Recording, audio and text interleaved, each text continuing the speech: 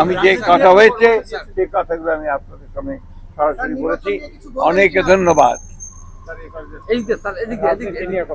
এই ঈদের দিনে আমরা তার সঙ্গে সৌজন্য সাক্ষাৎ করতে আসি। এটা আমাদের সকলের জন্য, বিশেষ করে জাতীয় স্থায়ী কমিটির আমরা যারা সদস্য আছি তাদের জন্য এটা আমাদের অত্যন্ত আনন্দের মুহূর্ত, আনন্দের ক্ষণ। বাসায় ফিরেছেন হাসপাতাল থেকে, কারাগার থেকে হাসপাতাল, হাসপাতাল থেকে কারাগার, বাসায় যখন ফিরেছেন, গৃহবন্দী থেকেছেন, তখন আমরা তার সঙ্গে ঠিক সেইভাবে দেখা করতে পারিনি। পরবর্তীকালে যখন তিনি মুক্ত হয়েছেন তখন আমরা তার সঙ্গে এই ঈদের দিনে আমরা তার সঙ্গে সৌজন্য সাক্ষাৎ করতে আসি। এটা আমাদের সকলের জন্য, বিশেষ করে জাতীয় স্থায়ী কমিটির আমরা যারা সদস্য আছি তাদের জন্য এটা আমাদের অত্যন্ত আনন্দের মুহূর্ত, আনন্দের ক্ষণ।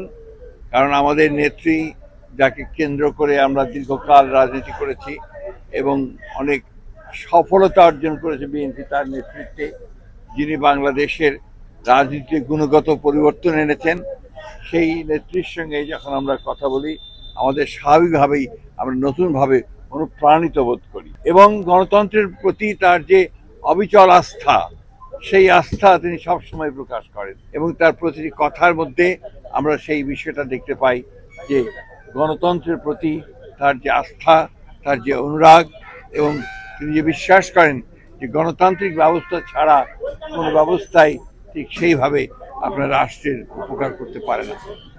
আমরা সেই নেত্রীর সঙ্গে আজকে দেখা করেছি, সবাই সন্তুষ্ট চিত্তে এখন ফিরে যাচ্ছি। আরও কয়েকজন সিনিয়র নেতারা আছেন, তারা দেখা করবেন, তারা তারপরে তিনি তার পরিবারের সদস্যদের সঙ্গে দেখা করবেন। আপনাদের সকলকে অশেষ ধন্যবাদ। আর এটুকু জানাতে চাই যে তিনি সুস্থ আছেন, ভালো আছেন, আগের চেয়ে ইনশাল্লাহ ভালো আছেন এবং তিনি আপনাদের সকলকে ঈদের শুভেচ্ছা জানিয়েছেন, ঈদ মোবারক জানিয়েছেন, দেশবাসীকে ঈদ মোবারক জানিয়েছেন এবং সকলকে প্রতি, বিশেষ করে দেশবাসীর প্রতি তিনি তার শুভেচ্ছা জানিয়েছেন আর সকলকে তার জন্য, দেশের জন্য দোয়া করতে বলেছেন। আমি যে কথা হয়েছে সেই কথাগুলো আমি আপনাদের সামনে সরাসরি বলেছি। অনেকে ধন্যবাদ।